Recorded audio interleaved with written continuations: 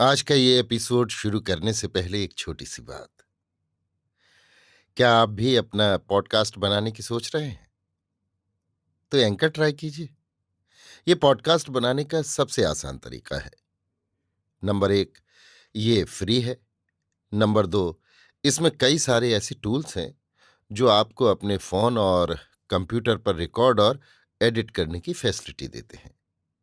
Number तीन, आप अपने पॉडकास्ट को डिस्ट्रीब्यूट भी कर सकते हैं, जिससे इसे स्पॉटिफाई और दूसरे प्लेटफॉर्म पर सुना जा सके।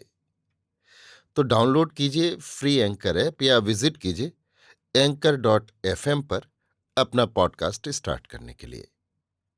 ये तो थी एक छोटी सी जानकारी, और अब शुरू करते हैं एपिसोड का सिलसिला। तो आज के एपिसोड में लीजिए सुनिए विश्वंभर नाथ शर्मा कौशिक की लिखी कहानी दशहरे का मेला, मेरी यानी समीर गोस्वामी की आवाज में। संतु भाई, कल चलो शहर का मेला देखावे। जंगल की ओर जाते हुए एक अर्धवयस्क किसान ने चौपाल में बैठे हुए अपने समवयस्क व्यक्ति से कहा। क्या करोगे चल के? बेस्वारथ की परेशानी उठाओगे? परेशानी का है कि यहां से रेल में बैठो, आध घंटे में शहर जा पहुंचो, वहां रात को रामलीला देखो और सवेरे गजरदम की गाड़ी से चल देओ। 10 बजे तक घर आ जाओ। संतुबाई कुछ क्षण विचार करके बोले, कल घर में भी तो त्योहार है। अरे सो 12 बजे तक घर का त्योहार कर लो, गाड़ी 1:30 बजे जाती है। हम ही तुम्हें या कोई और भी चलेगा? पहले हमारी तुम्हारी मिसकॉट हो जाए, फिर जिसे चलना होगा चला चलेगा। अच्छा, शाम को जवाब देंगे। जवाब क्या, बस तैयारी कर लो। साल भर का मेला है, अगले साल कौन जाने क्या होगा। आजकल दमदम का भरोसा नहीं। लक्ष्मण काका को देख लो, 4 दिन पहले अच्छे भले थे, आज कहीं निशान नहीं है। हाँ विष्णु भैया, लक्ष्मण काका का तो अचंभा ही हो गया। 2 दिन में चटपट हो गए, और हट्टे कट्टे थे, कमजोर नहीं थे। उम्र तो जरूर 50 के पेटे हो गई थी। तो कौन बहुत थे, उनकी अम्मा तो अभी बैठी हैं, न हाथ पैर चले न सूझ पड़े, पर मरने का नाम नहीं लेती हैं। कागज नहीं फटा है, बिना कागज फटे मौत नहीं आती। सो तो ठीक ही है। अच्छा, तो शाम को मिलेंगे। ये कहकर विष्णु भाई चले गए। विष्णु भाई के चले जाने के थोड़ी देर बाद एक और व्यक्ति उधर से निकला। ये संतु भाई से कम आयु का था। संतु भाई उससे बोले, काहे हो बसंत, कल शहर चलोगे मेला देखने? बसंत ठिठुक कर बोला, क्या जा रहे हो? हाँ इरादा तो है, चलो तुम भी देखाओ। तुम जाओगे तो हम भी चले चलेंगे। हाँ चलो देखाओ। चले चलेंगे। तो बात पक्की रही? हाँ बात पक्की है, कहकर बसंत भी अपने रास्ते लगा। संतु पुकार कर बोला, कल 1:30 बजे की गाड़ी से चलेंगे। बहुत ठीक, कहता हुआ बसंत आगे बढ़ गया। थोड़ी देर पश्चात एक और आदमी निकला। संतु ने उसे भी मेले का निमंत्रण दिया। वो बोला, क्या करेंगे जाकर, मुफ्त में 2-4 रुपए खर्च हो जाएंगे। तो कौन घाटा है, आजकल किसान के पास पैसे की कमी नहीं है। केसर के भाव गेहूं बिक रहे हैं। वही राम, वही रावण और वही रामलीला, कोई नई चीज हो तो देखें। दशहरा त्योहार भी तो पुराना है, फिर काहे मनाते हो? वो बात दूसरी है। और चले भी चलते, पर कल हमारे यहाँ पाहुन आने वाले हैं। पाहुन? कौन पाहुन है? घर का त्योहार छोड़कर तुम्हारे यहाँ आवेंगे? शाम को आएंगे, दोपहर को घर में त्योहार मना लेंगे। ये कहो, तब तो तुम्हारा जाना नहीं हो सकता। हाँ भैया, नहीं तो चले चलते, कोई कसम थोड़े ही खाई है। नहीं, कसम खाने का कौन काम है। इस प्रकार संतू भाई ने 2 और व्यक्तियों को तैयार कर लिया। अब कुल 4 आदमी हो गए। संध्या समय विष्णु भैया के आने पर संतू भाई ने कहा, शहर चलने का विचार पक्का हो गया, बसंत और मंगल भी चलेंगे। तो 4 आदमी हो गए, बड़ी अच्छी बात है, अब मजा रहेगा।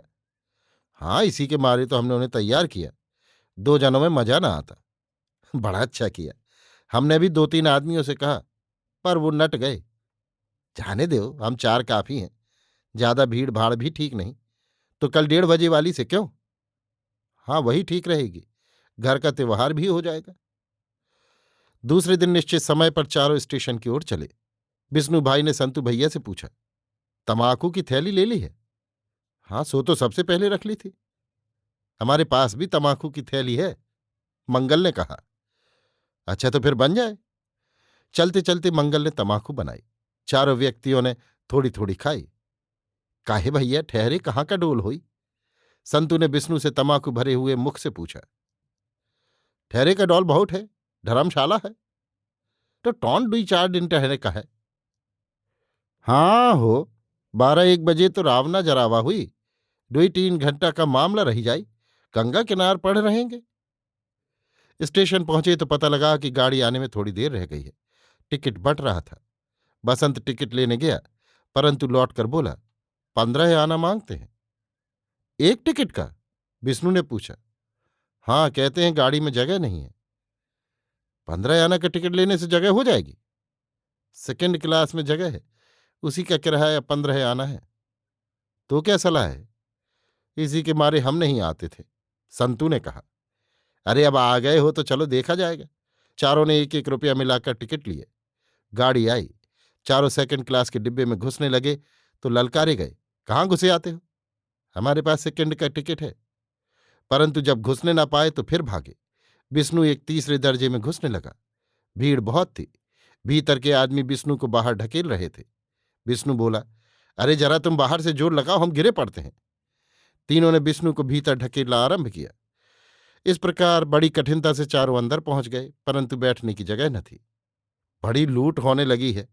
रेल में सेकंड का टिकट है, पर खड़े होने की भी जगह नहीं। ये अंधेर तो देखो। ऊपर काहे चढ़ते हो? विष्णु ने एक अन्य व्यक्ति से कहा।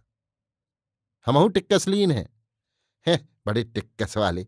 सेकंड का टिकट है हमारे पास, हमें तो बैठे की जगह मिली चाहिए। बैठे की काहे का? चरपैया डार के पौड़े की कहो। बड़े लाट साहब के नाती है ना। इस पर कुछ अन्य लोग भी हंस पड़े। जरा जुबान संभार के बात ही कीन हो, यो बताए दे थे। इसी समय एक व्यक्ति ने विष्णु के पैर पर पैर धर दिया। ओ दैया रे, पांव कचर डारियो। देखो खून तो नहीं निकला, बसंत बोला। कैसे देखें, पैर ऊपर उठाने की जगह तक तो है नहीं। इसी समय रेल रुकी। संतु द्वार से भिड़ा हुआ खड़ा था। झटके से उसका सिर खटाक से द्वार के ऊपरी भाग से टकराया। वो सिर सहलाता हुआ बोला, बड़े जोर से लागा हो। हू। ये दशहरे का त्योहार मनाया जा रहा था। बड़ी गर्मी है, प्राण निकले जाते हैं। कौनो तरह स्टेशन आवे तो खैर है। तमाकू खई हो विष्णु काका? बसंत ने पूछा। हाँ हाँ, बना लो। संतु काका थेलिया लावन दो। आहा, पीछे हटाऊ हो, कोहनी मार दी न कोखे माँ। मंगल बोला। ले थैली बसंत। बसंत ने तमाकू बनाकर जो फटफटाई तो लोगों को छींकें आने लगी। छी छी छी, बड़े खराब आत छी। ये लोग तो नाक में दम छी, ढकेल दे इनका छी। संतु तो द्वार के पास ही खड़ा था। उसे तो आसानी थी, परंतु शेष 3 द्वार से हटकर खड़े थे। इतनी सांस नहीं थी कि द्वार तक पहुंचकर बाहर थूक दे। कुछ देर तक तो तमाकू की पीक मुंह में रोके रहे, परंतु जब कोई उपाय न देखा तो निगल गए। इसी समय बसंत बोला, अरे संतु काका, हम तो मरेन। काहे का भाई? तमाकू लाग गए, जीव घबराहत है। अरे भैया जरा बैठ जान दो। ये कहकर उसने एक के कंधे पर सिर धर दिया। अपने बल खड़े रहो जी, हमारे ऊपर क्यों लदते हो? तमाकू लाग गई भैया। दैयरे का करन, परान अस निकलत हैं। तो काहे इतनी ठूस गए? इसी समय शहर का स्टेशन आ गया। बड़ी कठिनता से ठेल ठाल धक्कम धक्का के पश्चात चारों प्लेटफॉर्म पर उतरे। संतू भाई बोले, लाओ हमारी थैली। थैली तो जानो डब्बा में गिर पड़ी। ये कहकर बसंत प्लेटफॉर्म पर पड़ी हुई बेंच पर पसर गया और बोला, पानी लाओ थोड़ा। जब बसंत का चित्त कुछ ठीक हुआ तो चारों स्टेशन के बाहर आए। संतू बोला, बड़ा नुकसान हो गया, थैली चली गई। उसमें क्या क्या हता? पीतल की चनौटी, सुपारी, सरौता और तमाकू। राम राम, तब तो बड़ा नुकसान हो गया, विष्णु ने कहा। उस समय दिन के 2:30 बज चुके थे। चारों व्यक्ति एक धर्मशाला पहुंचे। विष्णु का पैर जख्मी था। संतू के सिर में गोला पड़ गया था। मंगल की कोख दर्द कर रही थी। चारों लेट रहे। 1 घंटे पश्चात चारों उठे। बसंत दौड़कर 2 आने की बर्फी ले आया। उसमें भांग मिलाकर उसने स्वयं खाई और अपने साथियों को भी खिलाई। उसके पश्चात चारों शौच से निवृत्त हुए। बसंत ने पूछा, खाना पीना तो मेले से लौटकर होगा? हाँ मुदाई, पूड़ी कहाँ रखें? चारों अपने अपने घर से पूड़ी बांध कर लाए थे। जमादार से पूछो। बसंत ने जमादार को बुलाकर उससे पूछा, भैया हमारे पास पूड़ी बंधी है, घर से लाए हैं, अब मेला देखने जा रहे हैं तो ये पूड़ी कहाँ रखें? हम क्या बतावें, साथ क्यों नहीं रखते? गंगा जी तो जाओगे, वहीं बैठकर खा लेना। जमादार की ये राय चारों को पसंद आई। अतः चारों अपनी पूरिया बगल में दावी मेला देखने चले। विष्णु कुछ लंगड़ा कर चल रहा था। मेले में पहुंचे तो बड़ी भीड़ थी। कुछ देर इधर उधर घूमकर आपस में सलाह की, चलो गंगा जी हो आवें, वहां पूड़ी खा पी कर लौटेंगे, रावना तो 9-10 बजे जलेगा। ये सलाह करके चारों गंगा जी पहुंचे। वहां चारों ने भोजन किया, इसके बाद चले। नशा बड़ी जोर है काका, बसंत ने कहा। हाँ बहुत नशा है, डगर नहीं सूझ परत है। आओ पान तो खा ले आओ। एक तंबोली की दुकान पर पान खाए और पुनः आगे बढ़े। थोड़ी दूर आगे बढ़कर संतु बोला, जरा हम लघु शंका कर लें, खाए के बाद लघु शंका करा चाहिए। हाँ हो, हमरी हु आदत है। अतः एक लंबी दीवार के पास चारों बैठ गए। उधर से कुछ सिविक गार्ड जा रहे थे। जैसे ही ये लोग उठे उन्होंने चारों को थाम लिया। तुमने यहां पेशाब क्यों किया? चलो कोतवाली। भैया बड़े जोर लाग रहे, माफ करो। यहां कुछ नहीं, कोतवाली चलो। कुछ पान खाने को ले लो चीफ साहब। अच्छा 2-2 रुपया निकालो। ऐसा ना करो, 8 आना ले ले। 8 आना, हम कुछ ना लेंगे, कोतवाली चलो तुम लोग। अंत में चारों ने मिसकॉट करके 1-1 रुपया दिया, तब छूटे। संतू भाई बोले, अच्छा मेला देखा, ना कुछ खा पाए, ना ले पाए, ना मेला देखा, और 2-3 रुपए खर्च हो गए। और हाँ, थैली गई घाते में। 3 रुपए की मालियत वो भी थी। मेले पहुंचे। जैसे ही ये लोग पहुंचे, रावण को आग लगा दी गई और लोग भड़बड़ाकर चले। संतु बोला, अरे यहां खत्म होईगा, कुछ देखो ना पाएन। चलो अब अहीं सिवाला में न जरा होई, वहां देर में जरत है। विष्णु बोला, हमार पांव तो सूजी आवा भैया, नस पर पैर पड़ा, हम तो चले नहीं पाई थे। अरे आए हो तो मेला तो देख ले हो। भैया चले नहीं पाई थे, का करी? अब हम तो जाप धर्म साले पौड़ब जाए के, तो अकेले चले जाइयो। दिन हो तो चले जाते, रात में भुलाए जाप, हमें पहुंचाए आओ फिर चले जाओ। तुम चले जाओ बसंत। अरे तो सब जने चलो, 2 जने रही जइए तो का मजा आई। सिवाला न चली हो। अरे हो ही गया मेला, थकी गए हन, नसों बड़ी जोर चढ़ा है, चलो पौड़न चल के। ये राय सबको पसंद आई और चारों धर्मशाला चले आए। दूसरे दिन सवेरे की गाड़ी से चारों गांव पहुंचे।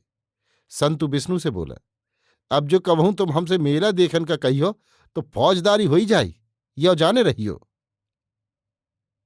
अभी आप सुन रहे थे विश्वंभर नाथ शर्मा कौशिक की लिखी कहानी दशहरे का मेला, मेरी यानी समीर गोस्वामी की आवाज में।